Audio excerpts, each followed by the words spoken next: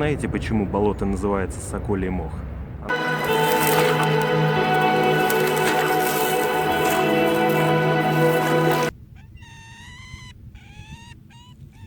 Самые жесткие, самые непроходимые, самые опасные топи.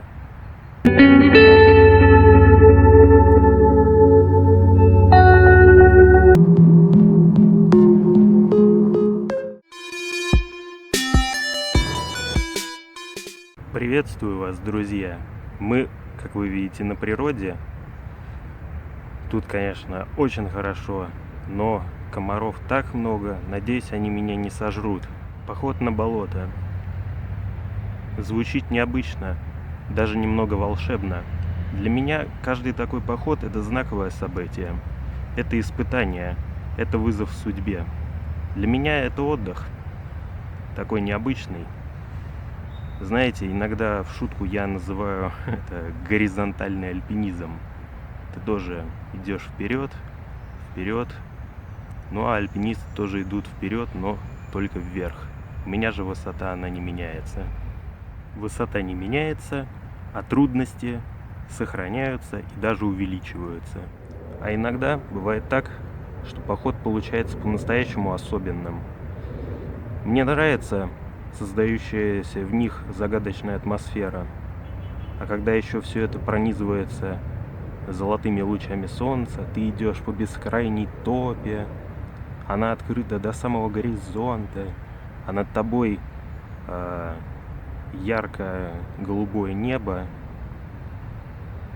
Такую атмосферу вы не встретите нигде.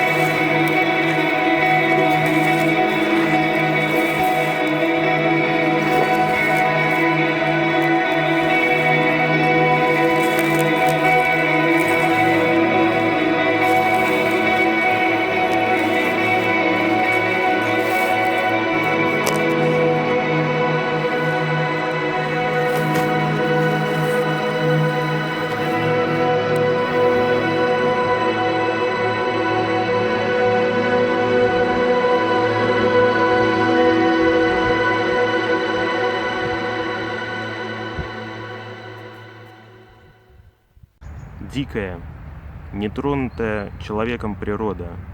Что может быть прекраснее? И ведь знаете, вся эта красота под надежной защитой топий. Посторонние сюда точно никогда не попадут. А знаете, почему болото называется Соколий мох? Оно так называется, потому что его просторы бороздят соколы. Они здесь тоже себя чувствуют в безопасности. Вот. Никакие охотники им не страшны. Они, конечно, очень осторожные птицы, но мне удалось снять одного. Конечно, его еле видно на фоне голубого неба, он далеко, маленькая черная точка, но вот его хищный крик слышен на километры. Оцените сами.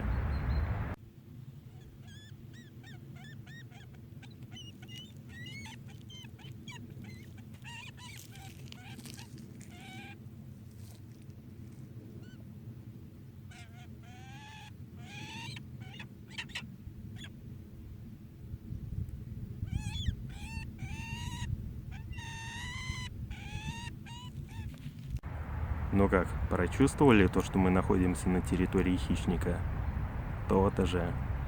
Вообще, надо сказать, на этом болоте очень много диких животных. Волки, медведи, кабаны, лоси. И знаете, что самое парадоксальное? Самое безопасное место – это как раз самые жесткие, самые непроходимые, самые опасные топи. Это действительно парадокс, потому что животные никогда не лезут в самые топи. Поэтому я, когда хожу на такие болота, я всегда стараюсь как можно быстрее пройти окрайку и уйти, так сказать, под защиту топий. Там я в безопасности и могу спокойно заночевать. Таким образом, я дохожу до островка, разбиваю на нем свой микролагерь и начинаю готовиться ко сну. Мне очень срочно надо поесть. Еды на болоте очень много, поэтому я готовлю отличнейший, вкуснейший компот из клюквы, веганский продукт, имейте в виду, если кому это важно. Вот, и пока я готовлю его на своей газовой плите, я наблюдаю за прекраснейшим закатом.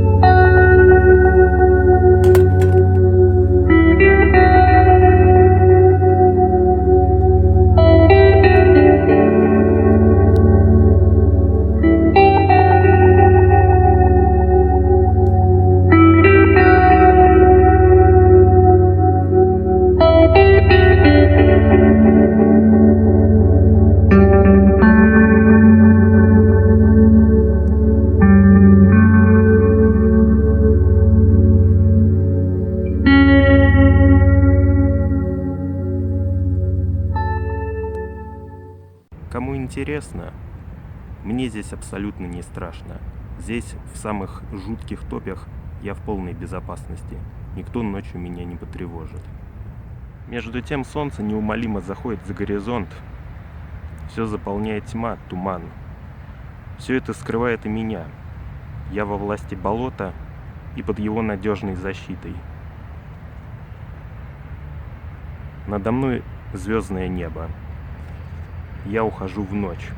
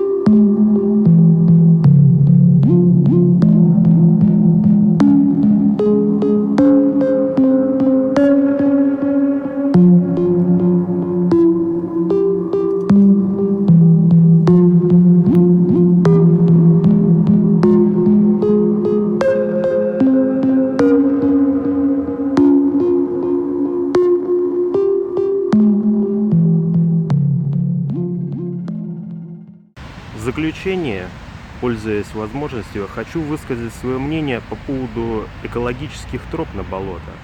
Мое мнение крайне негативное, потому что на болотах могут оказаться люди, которые совершенно не понимают всей опасности этого биома. Для них это всего лишь красивая картинка, не более того. Заборы в таких экологических тропах часто не совсем прочные, полуоткрытые. Соответственно, при неправильном поведении, если человек зашел в самую трясину по мосту, последствия могут быть самые фатальные.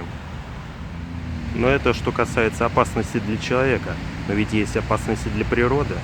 Экологические тропы повышают доступность, а это ведет к увеличению вероятности мусоронакопления, а вот этого природе совершенно не надо. Какая же это экология, если болото будет загаживаться мусором? Напишите в комментарии, считаете ли вы правильным организовывать экологические тропы на болото. Я на полном серьезе хочу услышать мнение каждого. Вот такой вот поход получился, друзья. Надеюсь, вы прониклись этой особенной атмосферой. Надеюсь, вам понравилось. Спасибо, что досмотрели это видео до конца. Не забывайте подписываться на канал, подписывайтесь на мои аккаунты в социальных сетях, все ссылки есть в описании. Ну а это был Випхайкер, цикл походов на болото Swamp Runner.